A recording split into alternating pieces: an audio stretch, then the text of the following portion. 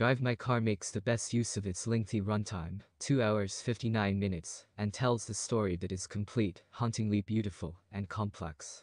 After almost every shot, the camera lingers on characters, stretching out the scenes for maximum effect. Drive My Car is predominantly based on Haruki Murakami's namesake short story from the 2014 collection Men Without Women. While developing the project, director Ryusuke Hamaguchi, Wheel of Fortune and Fantasy, realized that the original short story doesn't have enough material for a feature-length production, so he added sections from 2 other stories from Men Without Women, Scheherazade and Kino. He also heavily incorporated Uncle Vanya into the narrative, which became a relatively easy task because Chekhov's play is already a part of Murakami's novel. The common theme in Murakami's short stories and Uncle Vanya is alienation, which is a major theme in Hamaguchi's Drive My Car as well. The film also deals with themes such as love, loss, grief, regret, and acceptance. Here is everything you need to know about its ending. Yusuke Kafuku, Hidetoshi Nishijima, is an actor who currently works exclusively on stage. His wife, Oto, Ryaka Kirishima, is a screenwriter. They seem to have a happy, healthy relationship. But deep-seated grief lurks under the surface. They lost their daughter to pneumonia in February 2001. She was only 4 years old at the time. Since then, they haven't conversed much about having more children. Oto isn't interested, and Kafuku doesn't see any point in wanting something his wife doesn't. He is supposed to leave town for jury duty.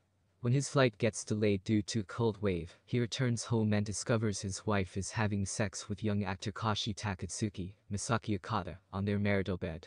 Earlier, after Kafuku's performance in a multilingual production of Waiting for Godot, she introduced him to Kashi, claiming that the latter often worked together with her. Afraid that he will lose Oto if he confronts her about her infidelity, Kafuku chooses to say nothing to her.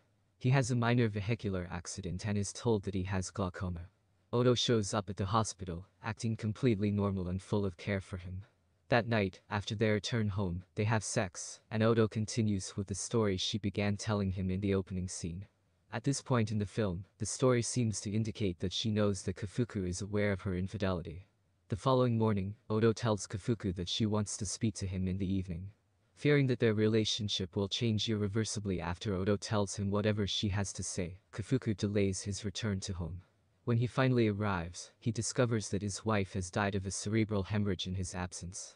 During a subsequent performance of Uncle Vanya in which he portrays the titular character, Kafuku has a mental breakdown.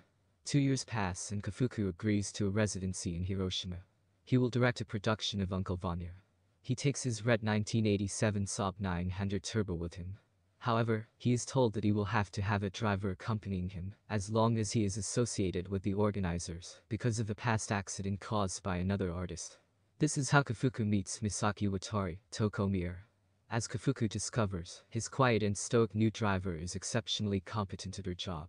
Kafuku's red Saab is an old car, and there are multiple things that are wrong with it. And yet, Watari quickly learns how to drive the car without causing any discomfort to her passenger. Meanwhile, Kafuku begins casting for the multilingual production with actors that can speak Japanese, Mandarin, Korean, and other languages. He also hires a mute actress who communicates through Korean Sign Language. She is later revealed to be the wife of one of the organizers. In the role of the titular character, Kafuku ends up casting Takatsuki, his wife's final lover, much to the surprise of Takatsuki and everyone around them, due to the age disparity between the actor and the character. Why does Misaki Watari have Yusuke Kafuku's red Saab? Why does she have a dog? The movie's final scene finds Watari in South Korea, with the COVID-19 pandemic is in full swing. Evidently, some time has passed off-screen between this scene and the previous one. Watari purchases groceries before getting into the red Saab, where a dog is waiting for her. The last few shots of the movie involve Watari driving through an open road. Unlike in the original story, where we learn about Kafuku's wife's infidelity when he speaks about it to Watari, the film's narrative is quite linear. This must have posed some issues for Hamaguchi and his team, as they are unable to introduce their secondary protagonist until 45 minutes into the film. They negate this by stretching the prologue to over 40 minutes. Like Kafuku, Watari is burdened by her past. She grew up in a village in Hokkaido. Her father was absent, and her mother was abusive. During a landslide, she chose not to save her mother, which has haunted her since then. Her mother was suffering from dissociative identity disorder. She often thought of herself as a young girl named Sachi. According to Watari, whatever good qualities her mother had left were in Sachi. When Watari decided not to get her mother out before the landslide, she knew that she was condemning Sachi as well, and she still did it. Both Watari and Kafuku punished themselves for the better part of the film. The latter believes he caused Odo's death for not returning to his home sooner. Towards the end of the film, Watari and Kafuku go to the former's village and visit the ruins of what used to be Watari's home. Covered in snow, the destroyed house looks like a carcass of a great beast.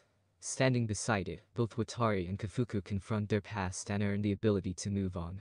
The fact that Watari now has the red Saab means that Kafuku gave it to her. The car was a tangible connection between him and Odo. By letting it go, he demonstrates that he has moved on. Similarly, Watari has relocated to Korea in search of a better life.